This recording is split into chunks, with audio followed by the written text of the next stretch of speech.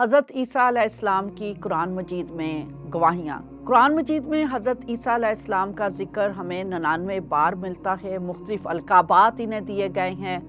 حضرت عیسیٰ کا نام 23 بار آیا ہے، جس کا مطلب ہے سالویشن آف گاڈ، یعنی خدا کی نجات۔ اسی طریقے سے المسیح کے نام سے بھی انہیں پکارا گیا ہے اور یہ 11 بار پکارا گیا ہے، جس کا مطلب ہے انائنٹڈ یا شفا دینے والا، بچانے والا۔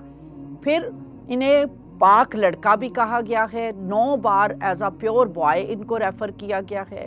اسی طریقے سے کلمۃ اللہ یعنی خدا کا کلمہ، اور پھر انہیں روح اللہ بھی کہا گیا ہے۔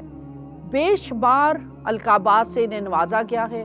پھر ایک حدیث ہے کہ دنیا میں جب بھی کوئی بچہ پیدا ہوتا ہے تو شیطان اسے چوکا لگاتا ہے، اور بچے کا رونا شیطان کے اس چوکا لگانے کی وجہ سے ہوتا ہے۔ لیکن اگر ہم سورہ آل عمران اور اس کی 36ویں آیت پڑھیں تو پتہ چلتا ہے کہ حضرت عیسیٰ کو پیدائشی سے پروردگار نے شیطان مردود سے اپنی پناہ اور حفاظت میں لے لیا تھا۔ وہ گناہ سے مبرہ تھے، پاک تھے، اور قرآن مجید انہیں بتاتا ہے کہ انہیں اس جہان میں بھی باعث سے برکت بنایا گیا تھا۔ وہ فضیلت والے انسان تھے، فضیلت والے نبی تھے، اور آخرت میں بھی، اس جہان میں بھی آخرت میں بھی انہیں بلند درجہ دیا گیا تھا۔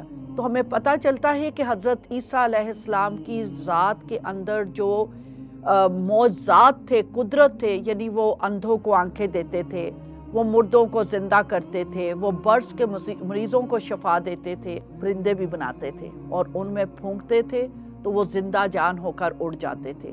اسی طریقے سے اگر ہم سورہ مریم اور اس کی آیت نمبر 19 سے آگے 26 تک جائیں، تلاوت کریں، تو پتہ چلتا ہے جب حضرت عیسیٰ پیدا ہی ہوئے تھے، جسے تکلم فی المہد کہا جاتا ہے، پیدا ہوتے ہی انہوں نے نہ صرف اپنی گواہی دی کہ انہیں نبی بنایا گیا، انہیں نبوت دی گئی ہے، بلکہ اپنی ماں کی بھی گواہی دی کہ وہ پاک ہے، بے عیب ہیں۔ حضرت عیسیٰ علیہ السلام زندہ ہیں اور وہ قیامت کی نشانی بھی ہیں، سورہ زخرف اور اس کی آیت نمبر 61 میں۔